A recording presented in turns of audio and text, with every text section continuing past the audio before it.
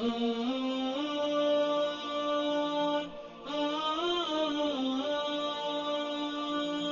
قالها نايف وصدر قراره في مجلس الشورى وقدم الملايين، أبعد عن البنزين قدح الشرارة، وكلمة أبو سعود ما تقسم اثنين.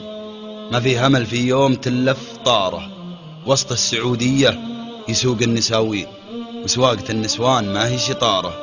اسمع معاي شوية هم العناوين. لو راحت بنيتك في وسط حارة وصكوا عليها ناس شياطين، هذا صدمها وانتظر بالغمارة، وهذا نقلها وقال عندي مصابين، وراحوا ببنتك ودخلوا بالعمارة.